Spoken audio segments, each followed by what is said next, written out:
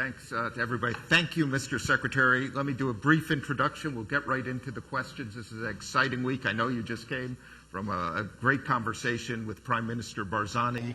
Share some of that, what you can share with us about thinking about the importance of the Kurdistan region's resources in terms of U.S. policy and investment. I think it's critical. Many of you know Chris Wright. He's the 17th Secretary of Energy for the United States. He is an entrepreneur. He's a humanitarian.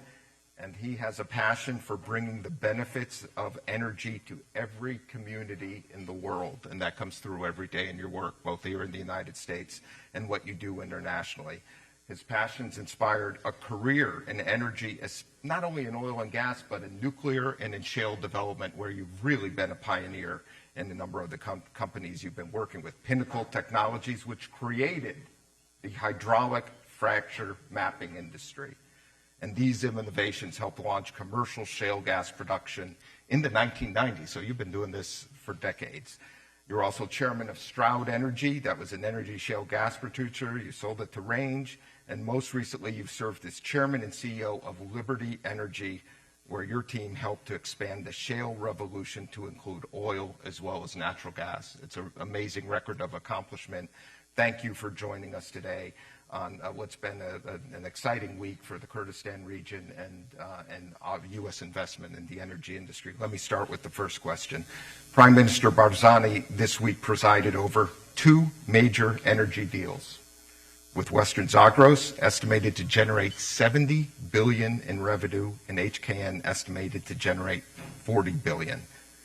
Baghdad has once again, as they have unsuccessfully in the past through their own court system, challenged these deals. But the Trump administration is strongly behind these energy investments, and it has been calling for Baghdad to honor their existing contracts in the Kurdistan region. Please give us your comment on the importance of U.S. energy investment in the Kurdistan region, especially in the context of what we've seen happening this week with these agreements. Yeah, Andrew, as you said, energy is the lifeblood of civilization. You know, our economies, our quality of lives, what our opportunities are.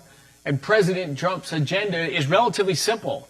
It's prosperity at home and peace abroad. And when companies develop commerce together and develop resources together, you have more peaceful relations. And that is our goal, to spread those commercial relations around, bring commerce, not conflict. I had a great dialogue with Prime Minister Barzani. I think Kurdistan has tremendous natural resources. I see great opportunity for American cooperation there, as evidenced by the signing of these two deals. And we would love to see that commercial relationship grow and flourish. Continue the oil production in the region, grow the oil production in the region, and very exciting projects in natural gas that can help electricity generation in the Kurdish region of Iraq, exports around neighboring places, and industrial development, build materials for rebuilding and industry in the area. So very excited about these cooperations. Mr. Secretary, you mentioned the link between the gas development and electricity. Prime Minister Barzani, who's going to be interviewed after you, will talk in some length about an amazing project. I'm sure you both talked about a little bit, the Ranaki project in the Kurdistan region, which is bringing electricity to millions who did not have it before. It's an amazing success. It's not just limited to the Kurdistan region, but it's an example and an opportunity for all of Iraq and even beyond. Let me expand this a little bit and talk about the Kurdistan region's energy resources. We've been talking about them all morning. They are substantial, especially its gas reserves, which could allow it over time to become a hub for all of Iraq and beyond Iraq to other countries, and especially when you see what's happening in Syria and important relations in Turkey and throughout the Levant as the region rebuilds. And this supports U.S. interest broadly in the Middle East and in the energy industry, weaning Iraq and others off of Iranian dependence. This can start with the Kurdistan region. It should not be a tension with Baghdad. Do you see the Kurdistan region's gas and energy reserves in this context of a potential partner for the Trump administration's plans for integration in the Middle East as he sees it post-conflict, post-Assad, Syria, and beyond? Absolutely. Absolutely. Look, today and throughout my whole lifetime, the single largest source of energy in the world is oil. Oil is incredible. You can't have a modern society, you can't have the lifestyles we all have without oil. But the fastest growing energy source, whether you look over the last 50 years or over the last 12 years, the fastest growing energy source in the world is natural gas. It is also changing the game. It is changing the quality of life for people everywhere that has access to natural gas, has the chance for industry to build more things. And again, as we mentioned, electricity. We still have 1 billion people with barely any access to electricity and another billion with only a few hours a day access to electricity. The development of gas in Kurdistan and the existing power infrastructure to grow electricity production and electricity delivered to the people of northern Iraq, to the Kurdish region, and to their neighbors, this is fantastic. This is very aligned with President Trump's agenda, to unleash energy dominance in the United States and to our allies abroad. So very excited to see these commercial developments and to develop resources. There's often this term, resources. Our country's endowed with great resources. I think often that's the wrong word, because when materials are underground, they're materials. They aren't resources. They only become resources when people and technology and business conditions allow them to be produced and distributed.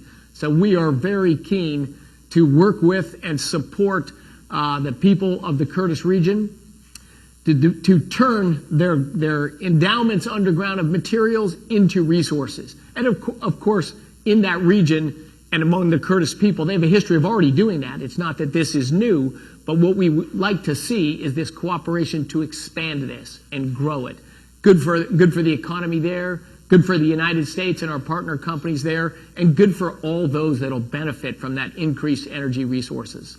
Absolutely, and good for the region. I mean, as the Trump administration Commerce, said, not conflict. Commerce, not conflict, absolutely. Secretary, you were with President Trump on this trip to the Middle East. And I'd like you to think about the amazing week you had with President Trump in the context of what's been happening this week with the announcement of the U.S. deals in the Kurdistan region. Are we not seeing in both places a similar trend for U.S. policy? The Gulf trusting the U.S. economy and the U.S. government with sizable investment, and the Kurdistan region trusting the United States with game-changing investment in its energy assets. Is this not a trend we're seeing that's part of a good news story in terms of energy?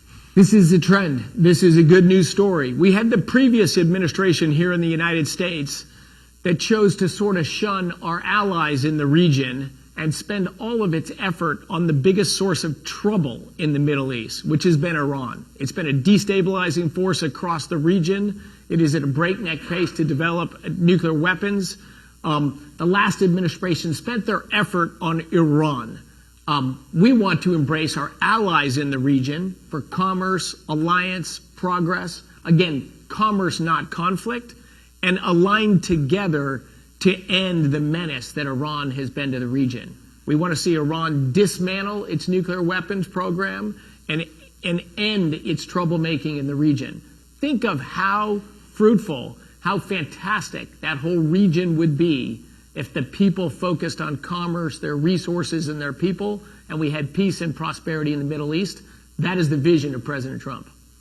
And I think it's supported by the Kurdistan region's energy resources. Iraq, we discussed earlier today, is going to have an electricity crisis again this summer. The federal government of Iraq depends on Iran for its electricity and gas, and the people of Iraq suffer because of it. The Kurdistan region has the resources, the vision, the capacity through its Electricity 24 program to be able to bring electricity from within Iraq, from within its people, productive people, working with the United States to them. This can be a real step in the maximum pressure policy and in turning the region toward American rather than Iranian assets and investment. American companies in partnership with locals in the Kurdish region of northern Iraq, of course, is developing energy resources within Iraq. If you have energy resources within your own country or they're supplied by friendly nations, you can have a peaceful, prosperous society. But I agree with the premise of your question, that counting on energy resources from Iran is not a road to peace and prosperity. And there's no reason to do that. One of the positive news about the Western Zagros and HKN deals, the Western Zagros deal was supported with strong commercial advocacy by the U.S. government throughout. HKN deal, when these were announced, they were both strongly supported by the State Department. There seems to be a significant turn in policy toward U.S. investment. Secretary Rubio said just this week that the autonomous region of the Kurdistan region is a linchpin for U.S. policy, and that includes these types of commercial and energy engagements. Well said by Secretary Rubio. Well said. Mr. Secretary, I know your time is short. Tell us a little more about how you see the region in terms of overall energy markets and how it fits with the broader picture of U.S. energy policy, looking out at the Middle East over the next year or two. On our trip where we visited three key allies of the United States in the Middle East that are also major energy producers. So we have sort of twofold interest. One there is to grow the energy resources for America and for the world and for our allies abroad. So these are major energy producers that we have investments from American companies helping production in all of those countries. And those countries that have been very successful energy producers have generated a lot of excess capital and a need to invest that. And their primary investment destination is the United States. So this brings investments into our country, helps reindustrialize our nation, brings job opportunities to the heartland of America and across our economy. So multiple facets to our relationship with our allies in the Middle East, but that is absolutely the direction we want to go. Closer engagement with our allies, commercial ties, U.S. investments into other regions and other parts of the world, as we see here in the Kurdish region of Iraq. They develop closer commercial ties, and ultimately we'll see investment flowing the other way as well. But when people have tight commercial ties in well-energized societies, you can have a peaceful, prosperous world. That is the agenda of President Trump. And I think this fits right in that stream. Thank you. And, you know, as I said, it's been really a consequential week for both U.S. energy policy with these transactions. It's been a consequential week for U.S. policy toward the Kurdistan region. And as you know, within Iraq, the Kurdistan region has been a vital partner and ally, not just in terms of energy, not just in terms of business, but as a partnership, strategic partner in fighting terrorists and deposing the dictatorship of Saddam Hussein many years ago as well. Oh, in defeating ISIS. In defeating ISIS, that's what I mean, exactly. The Kurdish people and Kurdish forces have been allies with the United States in many causes. Great. Mr. Secretary, this has been fantastic to have you here with us today. I'm so glad you shared some time, that you had a great conversation with Prime Minister Barzani, and that you took the time to talk about the U.S. interests in the Kurdistan region and its energy resources with us, how that fits with the U.S. policy and the Trump administration's vision for economic integration and prosperity, commerce, not conflict, as you said it so well. So thank you for that. I know we're on a tight schedule. You have a tight schedule. Prime Minister Barzani does. We're going to bring him up now to talk about the exciting developments in the Kurdistan region. But first, I want to thank you so much for joining us today for this conversation. Thank you. My honor.